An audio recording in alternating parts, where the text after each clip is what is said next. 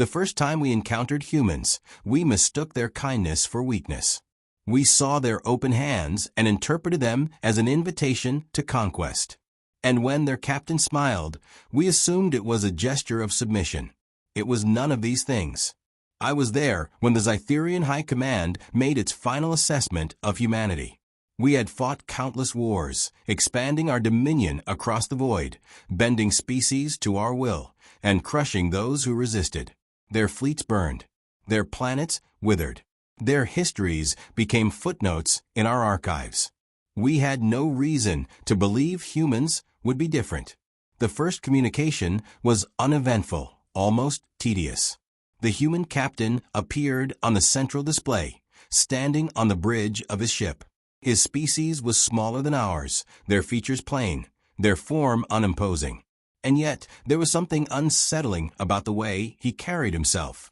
His shoulders relaxed, his hands resting loosely at his sides, his expression unreadable except for the slight upturn of his lips. "I am Captain Elias Rourke of the Terran Union," he said.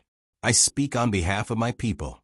We seek peace, mutual understanding, and coexistence." I remember the way our commander, High Strategist Velm, studied him with the detached curiosity of a scientist, examining a lesser creature. Velm was ancient, even by our standards, and had seen the fall of empires. He had led the decimation of the Orvic enclaves and orchestrated the eradication of the Nver colonies. To him, diplomacy was a formality, a brief pause before inevitable subjugation. "You offer peace," Velm said, his voice deep and resonant. "You must understand, Captain Rourke, that we have never accepted such terms. Lesser species always beg for peace when faced with their betters." Rourke tilted his head slightly, the smile never fading. "A misunderstanding, then. We do not beg." I felt a ripple of amusement pass through our ranks. The humans had no understanding of their position. Their fleets were laughably small, their colonies scattered, their technology primitive by our standards. If they would not surrender, we would simply take what we wanted. Velm leaned forward, his posture predatory. "Then you refuse?" Rourke exhaled through his nose, something resembling a quiet laugh. "No, High Strategist. We do not refuse peace. But we also do not fear war." A silence stretched between them, a silence that should not have existed. No species had ever spoken to us this way. They either cowered or raged, either pleaded or postured. But Rourke did none of these. He simply stood there, his expression unchanging, his voice measured. Velm's mandibles clicked together. "You do not seem to grasp the inevitability of this situation." "Oh, we understand inevitability very well," Rourke said. "But understand this, should you move against us, we will resist. We will fight, and we will not stop. We will turn every battle into a lesson, and every loss into a warning.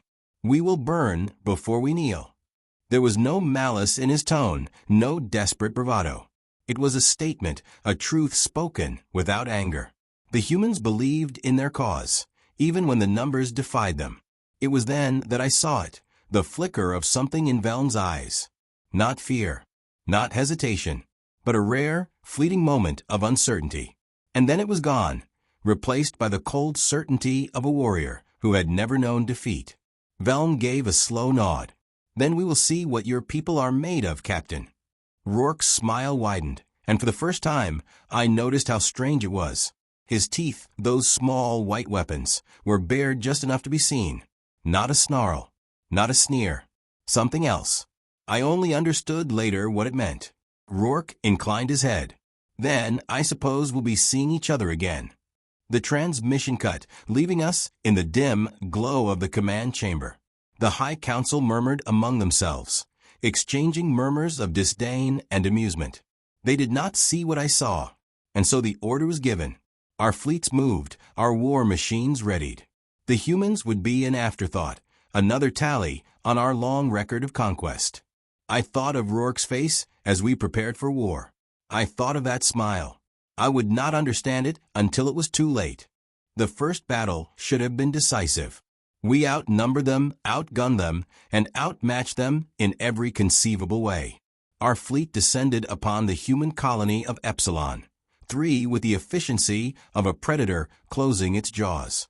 Our weapons cut through orbital defenses in mere minutes. Their ships, small and fragile, were torn apart in controlled bursts of plasma fire.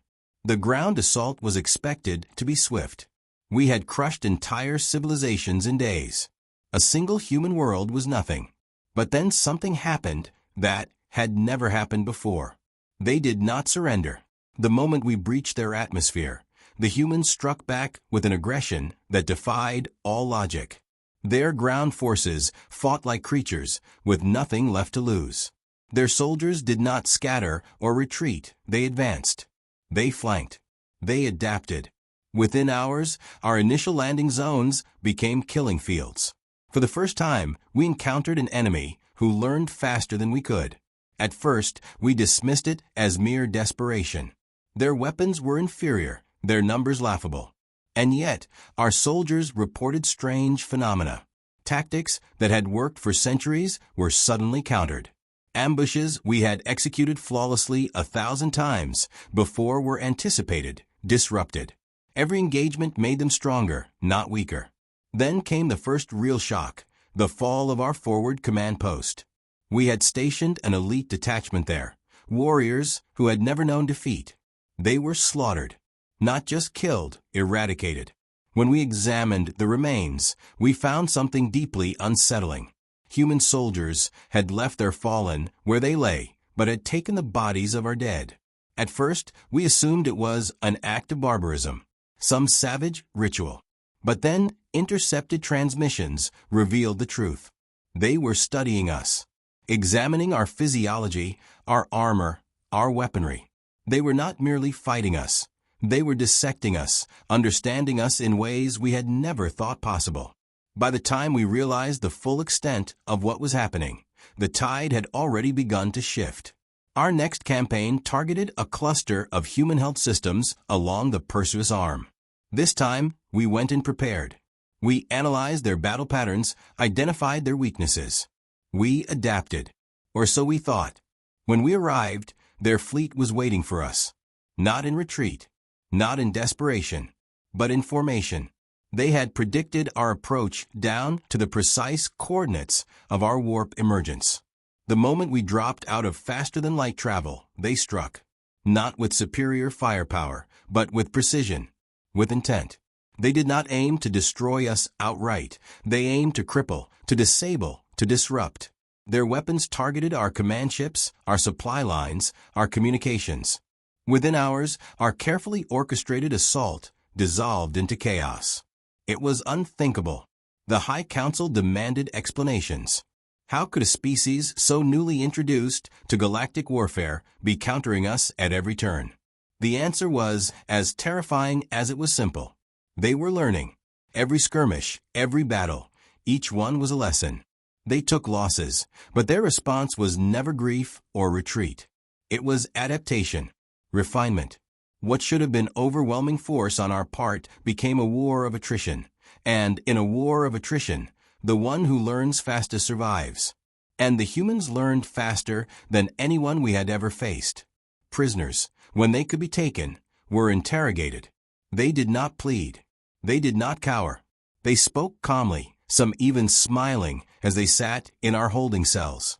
One, when pressed for information, simply leaned back and said, "You still don't understand, do you?" The interrogator struck him and raged. The human wiped blood from his mouth and grinned. "We've already won," he said. It was madness, arrogance beyond reason. The war was not over, not by any measure.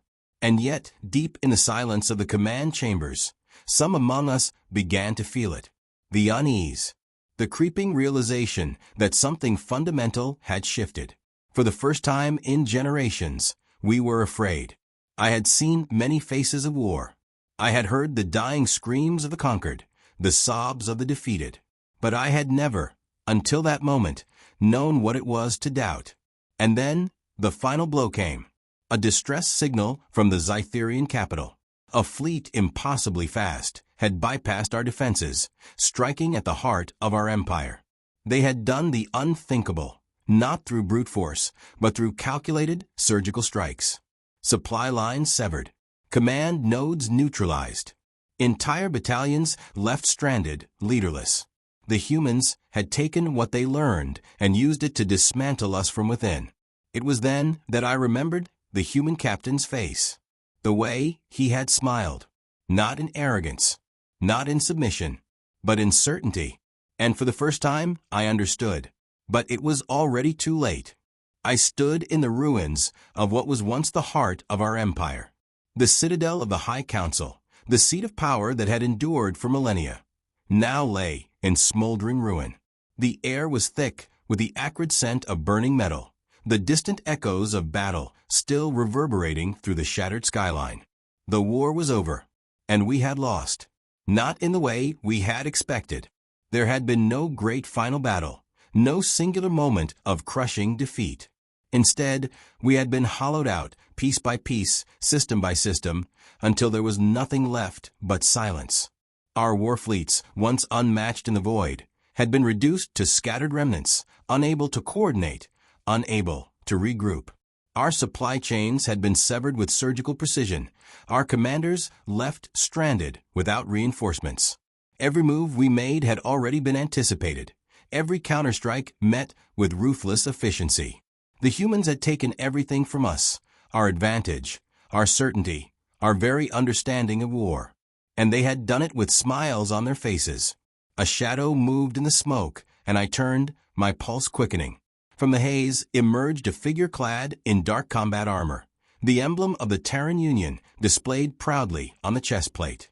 He walked with the same infuriating confidence I had come to recognize in all humans who had faced us.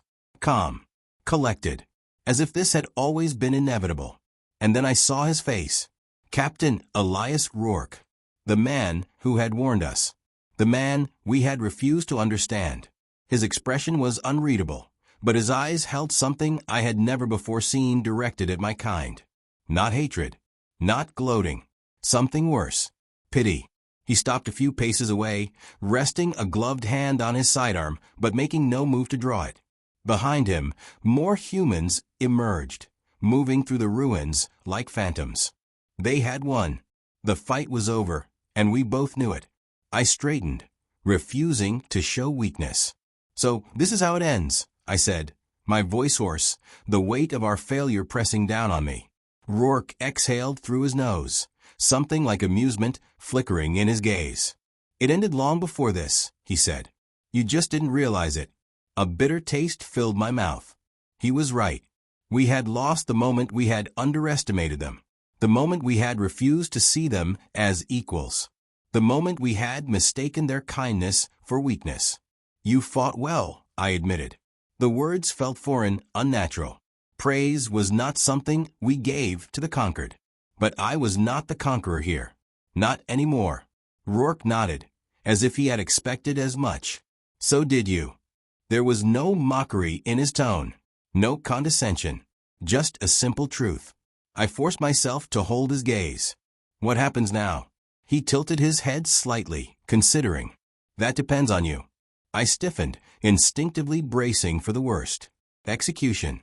Enslavement. The same fate we had delivered to countless others. It was only fair. But then Rourke smiled.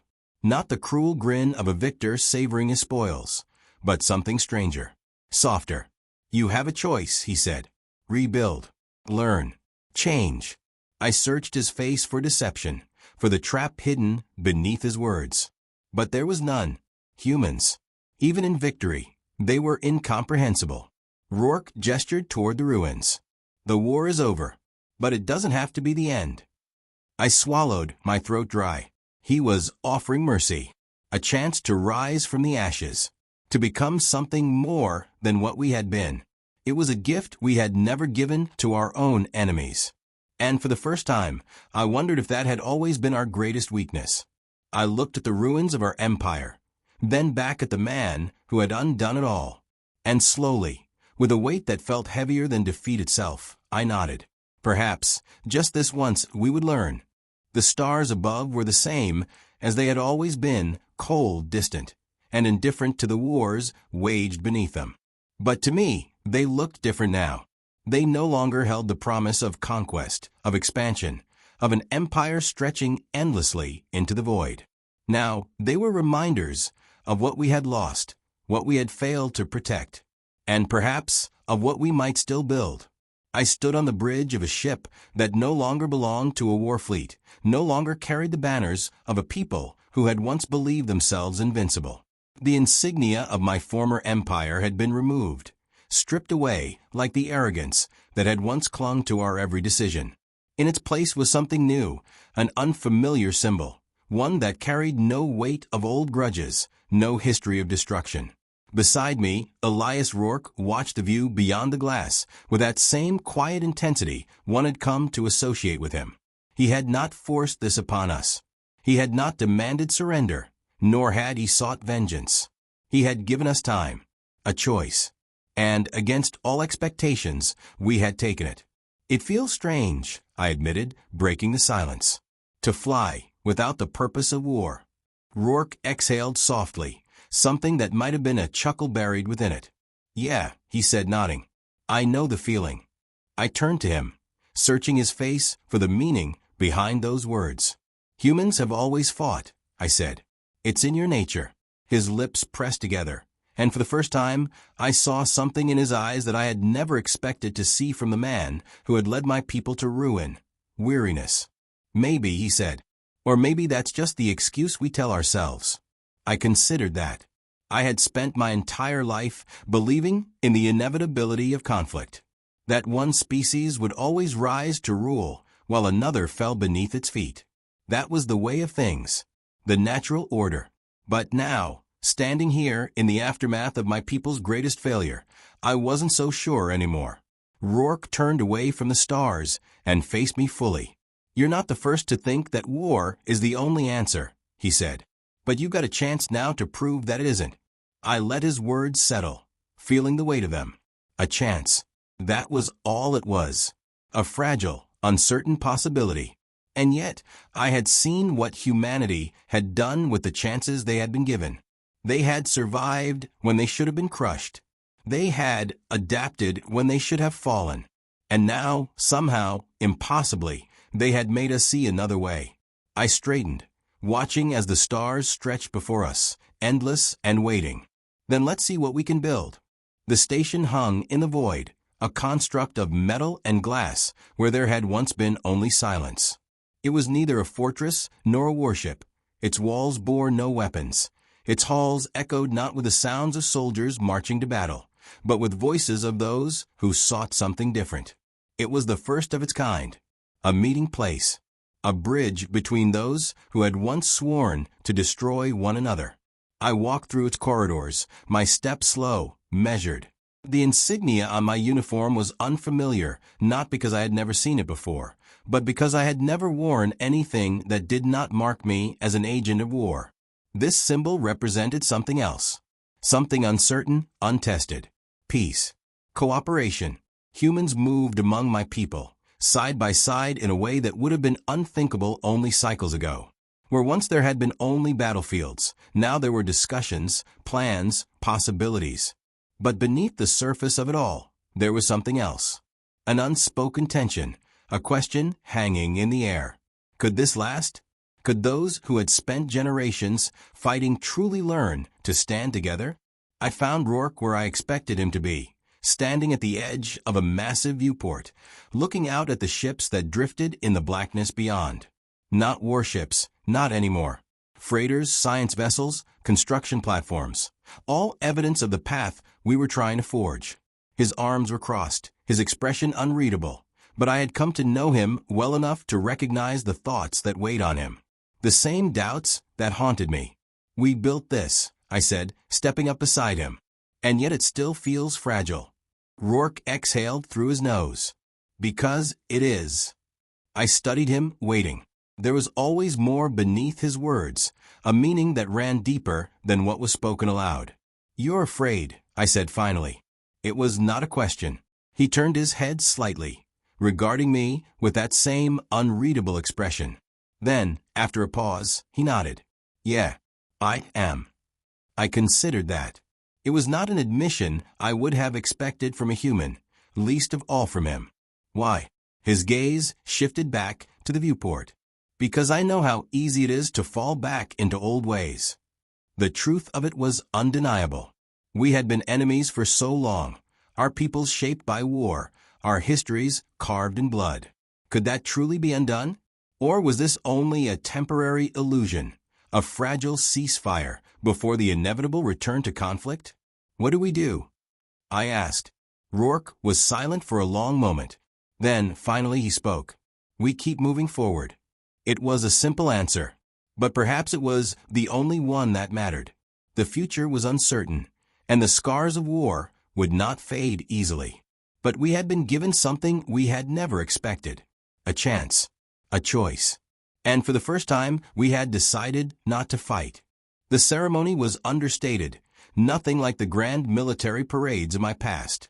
No banners flew, no victorious anthems played. Yet, as I stood among the gathered crowd, I felt the weight of the moment pressing down on me with more force than any battlefield had before. The air was filled with hushed voices, conversations spoken in careful tones, as if too loud a sound might shatter the fragile reality we had built. Humans and my own kind stood side by side, an uneasy mixture of former enemies turned reluctant allies. Some exchanged wary glances, others forced themselves to engage in cautious dialogue. It was imperfect, unsteady, but it was happening.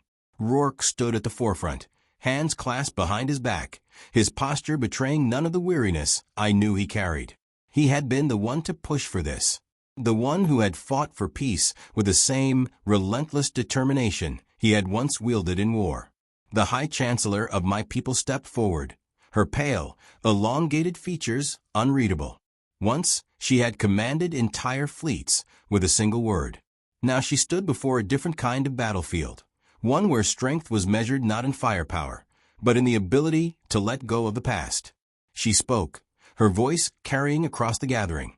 This station represents more than steel and circuitry. It is a symbol of what we have lost, and of what we still might gain.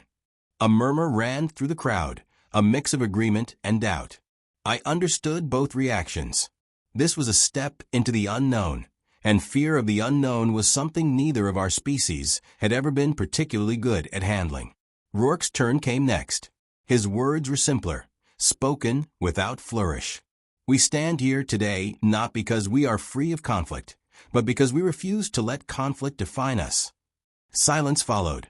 Then, slowly, deliberately, hands met in clasped grips between humans and my kind. Not all, not many, but some.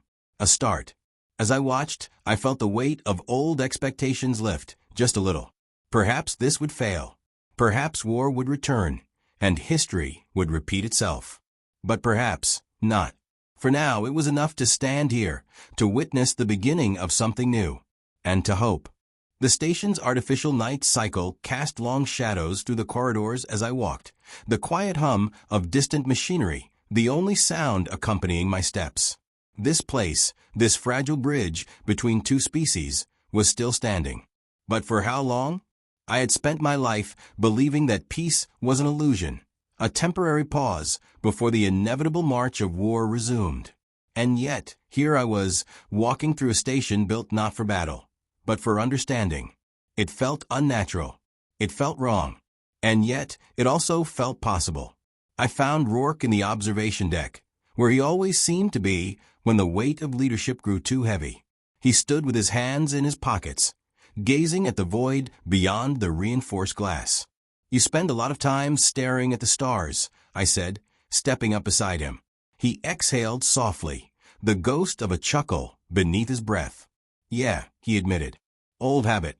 For a moment, we stood in silence, watching as distant ships drifted between the stars. Some bore the markings of my people, others those of his. Once, they would have fired upon each other without hesitation. Now, they moved with caution, but without aggression. You think it'll hold? I asked. Rourke didn't answer right away. When he did, his voice was quieter than I expected. I think it has to.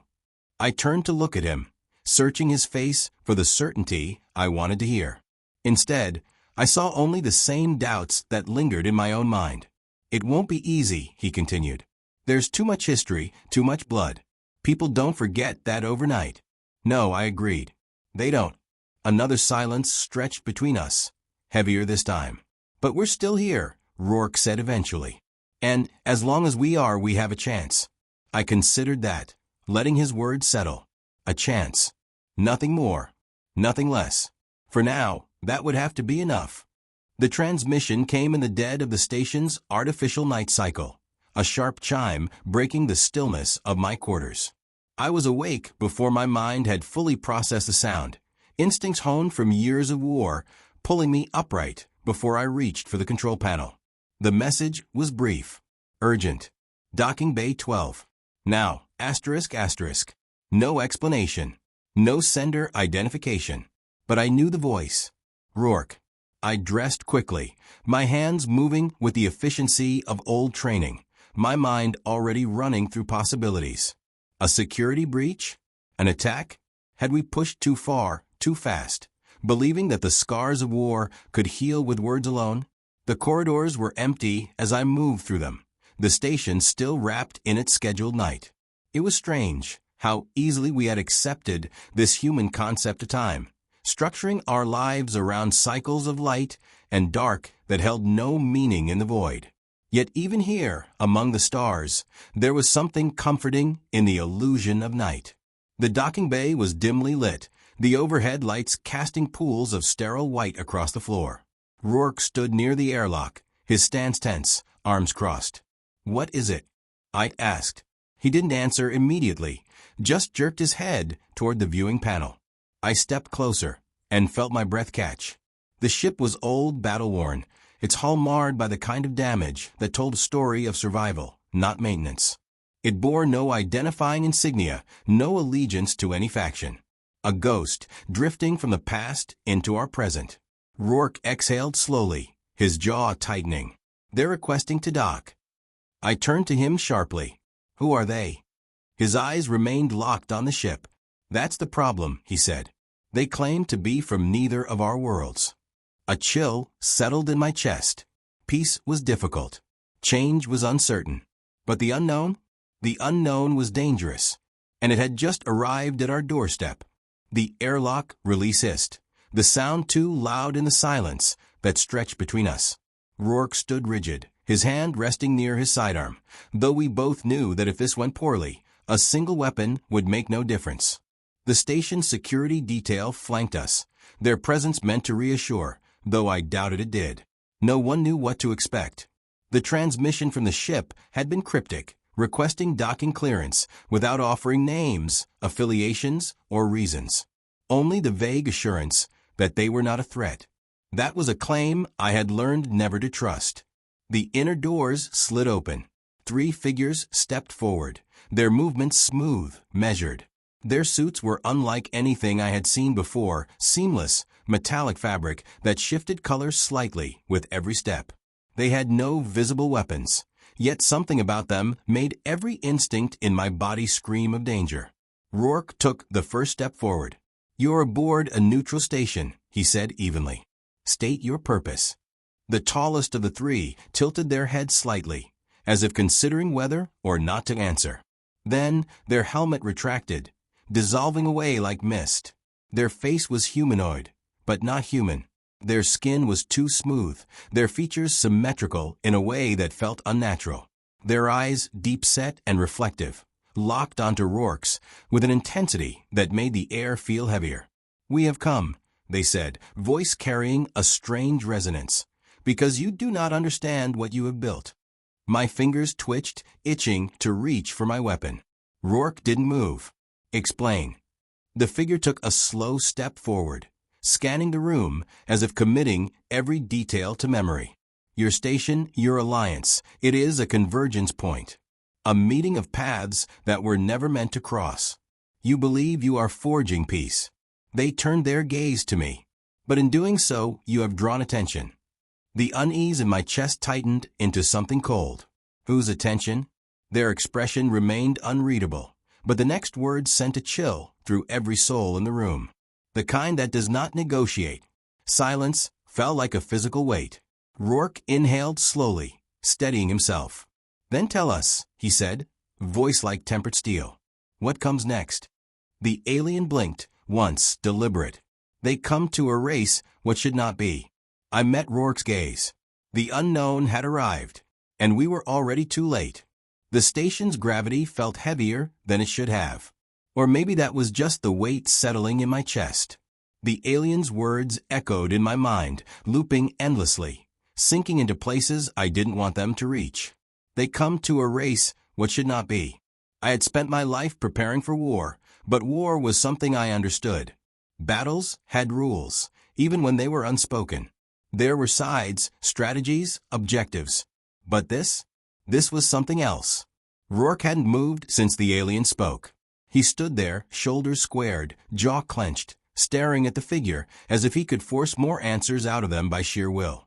"And if we refuse to accept that?" he asked, his voice controlled but carrying a dangerous edge. The alien regarded him for a long moment. Then, with the slow precision of someone weighing the importance of every word, they answered, "Then you will learn what it is to stand against inevitability." The station's air suddenly felt thinner. I took a step forward, unwilling to let that be the final word. "Why warn us?" I demanded. "If this was inevitable, why come all?" The alien turned their gaze to me, and for the first time, I thought I saw something behind their perfect, unreadable expression. Something that might have been regret. "Because there are always those who refuse to kneel," they said. Rourke exhaled sharply, a sound that could have been frustration or understanding, or both. "How much time do we have?"